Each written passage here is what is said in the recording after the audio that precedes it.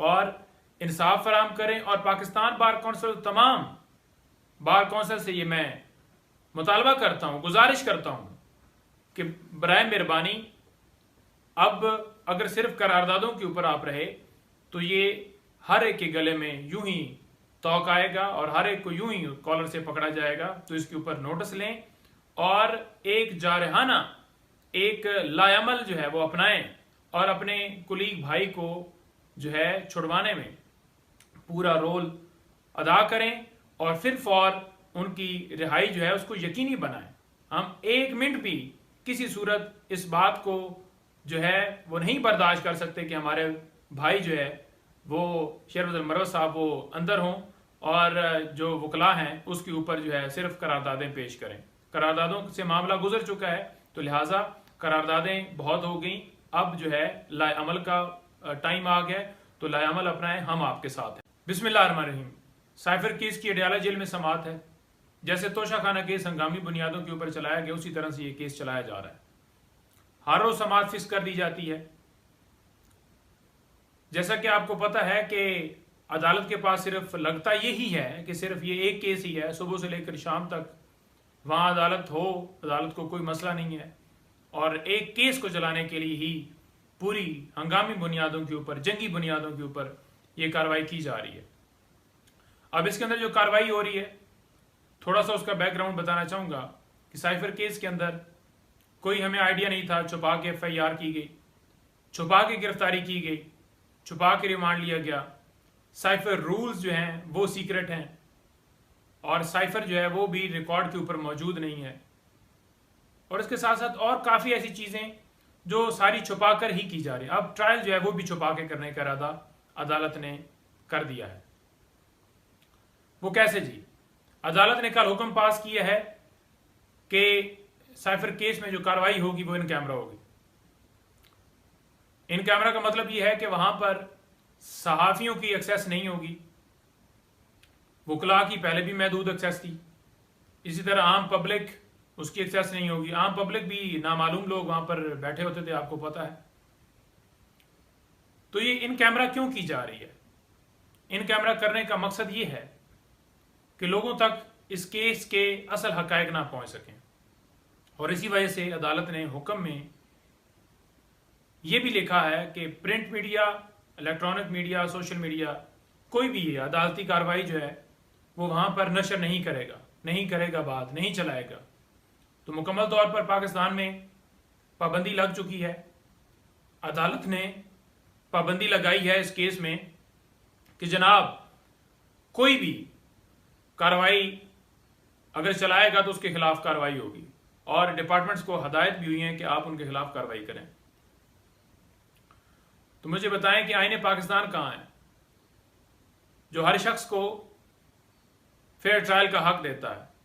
Article 10A कहां है जो हर शख्स को कहता है कि हक दिया जाए, फेयर ट्रायल उसका हक है? लेकिन यहां पर फेयर ट्रायल की धज्जियां उड़ाई जा रही हैं, कोई फेयर ट्रायल नहीं दिया जा रहा।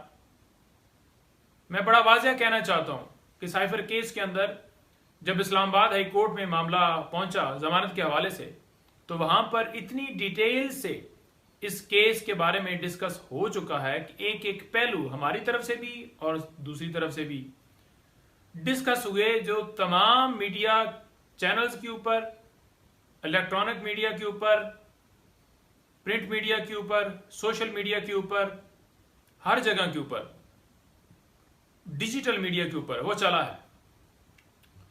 तो जब केस के तमाम हकायक ऑलरेडी चल चुके हैं तो फिर आज क्यों सीक्रेट कहा जा रहा है? और ये भी बताऊं कि जब ये कार्रवाई स्टार्ट की गई थी, अगर बैक पे जाएं जहां पर ये शहादतें भी हो चुकी थी इस केस के अंदर कुछ लोगों की हद तक, और वहां पर क्रॉस भी हो चुका था, तो उस वक्त भी कार्रवाई जो वहां की थी वो सारी शहादतों की वो चल चुकी है हर जगह के ऊपर। तो आज ये कहना कि क्योंकि मामला शहादतों पे आ गया है तो लिहाजा वो कार्रवाई ना चलाई जाए, तो पहले क्यों चलाई गई? और अगर पहले चलाई गई है तो तमाम जो हकायक हैं उन लोगों की हद तक जो उन्होंने गवाही थी वो तो हर जगह पर चल चुके हैं। तो फिर अब आकर उस जगह से जहाँ से स्टार्ट ट्रायल हुआ था वहाँ से स्टार्ट ये दोबारा ट्रायल हुआ है और शहादत की स्टेज के ऊपर पहुंचा है, तो यहाँ पर पाबंदी क्यों लगाई गई है? क्यों इतना खौफ है? लोगों को पता चलना चाहिए ना कि कैसे साजिश हुई और कैसे इमरान खान साहब की हुकूमत को हटाया गया। ये बेसिकली मुल्क के खिलाफ साजिश थी ना, कि बाहर से डोनाल्ड लू साहब जनाब धमकी भेजते हैं कि इमरान खान साहब को वजीर आजम की के ओहदे से हटा दिया जाए, और फौरन यहाँ पर जो लोग सहूलतकार बैठे हुए थे पीडीएम टोला, उन्होंने देरी नहीं लगाई और चंद दिनों में एक साजिश करके हुकूमत जो है इमरान खान साहब की हटा दी गई। और बजाय ये कि उनके ऊपर कार्रवाई की जाती जिन्होंने अमरीकी साजिश को अमली जामा पहनाया है, बल्कि इमरान खान साहब को अंदर डाल दिया गया। तो केस के रिलेटेड जो फैक्ट्स हैं, जो केस के हकायक हैं, जो केस के अंदर चल क्या रहा है, वो लोगों तक तो पहुंचना चाहिए। तो किस बात का खौफ है? अगर आप सच्चे हैं तो चलने देना। तो अगर आपने इन कैमरा यूं ही करके कार्रवाई करनी है और आप ये चाहते हैं कि जल्दी से जल्दी इस केस में सजा सुना दी जाए, तो मेरा ख्याल में फिर ये सारी कार्रवाई करने का भी फायदा नहीं है। फिर जो है प्रोसिक्यूशन अपना केस आपका ऑर्डर बनाकर लाती है और फैसला सुना दिया जाए कि आपको ये सजा दे दी गई है। यूं नहीं ट्रायल चलते, यूं नहीं केस चलते।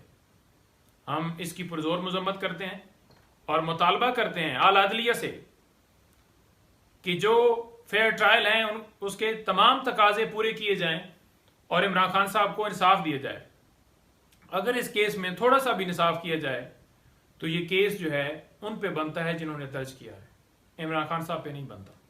दूसरा, इमरान खान साहब की डिस्क्वालिफिकेशन के हवाले से लाहौर में आज केस की जो है वो समाअत है, और उसके साथ साथ जो ये समाअत है इलेक्शन कमीशन ने जो इमरान खान साहब को डिस्क्वालीफाई किया था, और दूसरी जो समाअत है वो ये है कि जो इंट्रा पार्टी इलेक्शन पीटीआई ने पहले 2022 में करवाए और फिर अभी दोबारा करवाया इलेक्शन कमीशन के हुक्म के ऊपर।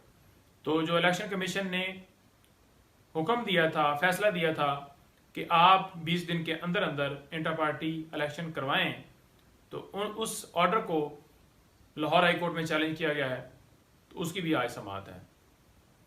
और उसके साथ साथ जैसा कि आपको पता है कि 2 दिन का रिमांड जो है वो इमरान खान साहब का नैब तोशाखाना केस के अंदर दिया गया है, तो उसकी कल समाअत होगी।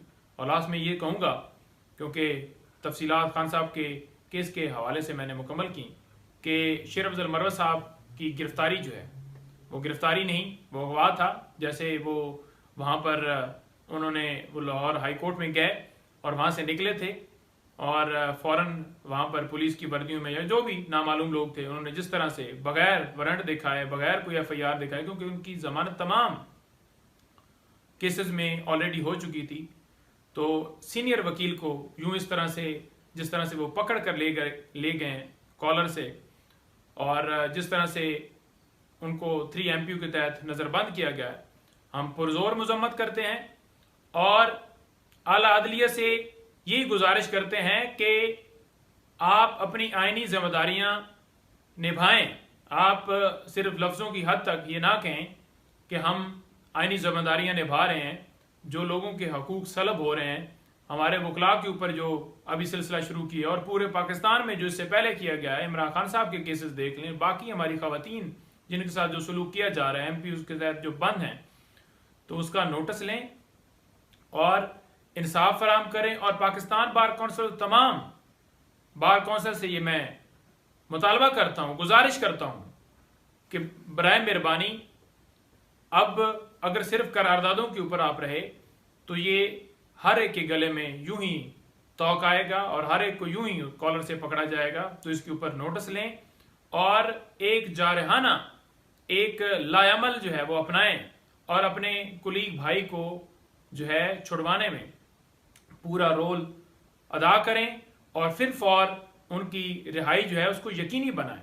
हम 1 मिनट भी किसी सूरत इस बात को जो है वो नहीं बर्दाश्त कर सकते कि हमारे भाई जो है वो शेर अफजल मरवत साहब वो अंदर हों और जो वकला हैं उसके ऊपर जो है सिर्फ करारदादें पेश करें। करारदादों से मामला गुजर चुका है, तो लिहाजा करारदादें बहुत हो गई, अब जो है लाए अमल का टाइम आ गया, तो लाए अमल अपनाएं, हम आपके साथ हैं। Thank you.